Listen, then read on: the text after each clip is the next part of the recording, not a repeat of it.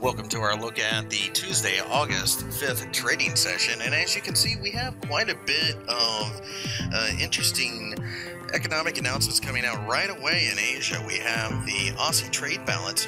It's not a real big deal, this particular announcement, though, because we do have the RBA interest rate decision coming out. Now, the reality of the situation is we do not expect a major we don't expect a change or whatever, but it does have a pretty significant influence based upon not the statement, or not the numbers, but the statement itself. We do have China's services PMI and composite PMI, both of which will have an effect on the market, probably not as much, just simply because this is coming right after that.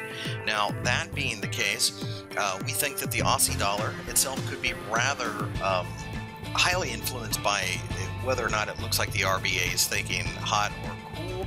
We expect a muted reaction at first, and then as people read the statement, you could see a rush into the Aussie dollar if the RBA seems to be a little bit more positive than people anticipate.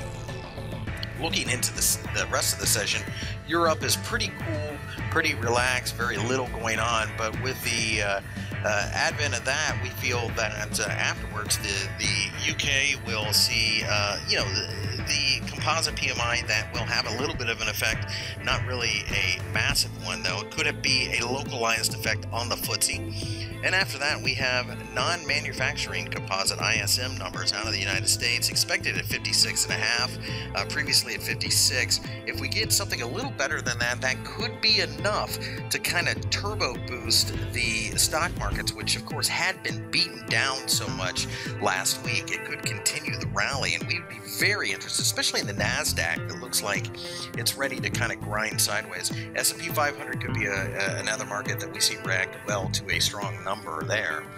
Going later into the day, we have New Zealand being probably the crown jewel, if you will, after the RBA's announcement with the employment change in the employment rate out of the New Zealand itself. Will be localized though for the New Zealand dollar, so those of you who do not trade it, it will probably have little effect on what you do, but those of you who are out there trading the New Zealand dollar will find this, of course, will move the markets. Again though, probably we believe that the RBA announcement is the big thing. We have a little bit going on in the UK for the FTSE, the PMI, and the ISM numbers out of America should greatly influence the NASDAQ.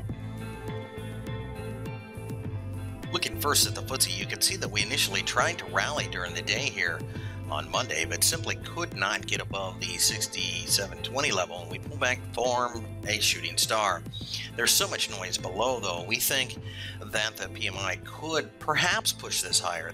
There's just far too much in the way of noise below to be bothered selling, although we'd be the first to admit that this looks rather weak at this point. Going over into the currency markets, you can see the British pound did bounce during the day, and it does look like we've got a little bit of a healthy bounce going. 168 suddenly looks like pretty significant support. The real question, in our opinion, is can we get above 170? If we do, we think that a close above that 170 level sends this market looking for 172. 170 showing weakness though, perhaps a shooting star like that would have us selling. We would expect bullishness during the day though. Looking over at the euro dollar, you can see that we do in fact have a tight range, a little bit of a pullback and a hammer.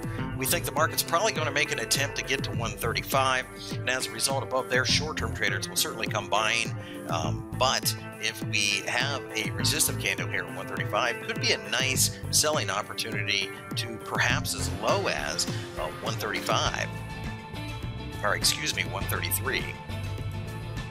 And finally, in the S&P 500, you can see that there is positive action for the day on Monday, breaking the top of the range. So we think that this market is heading back towards probably about 1960 or so before we run into significant resistance. And then above there, it becomes another attempt to get above 2000. And with that, that is a look at the Tuesday, August 5th trading session.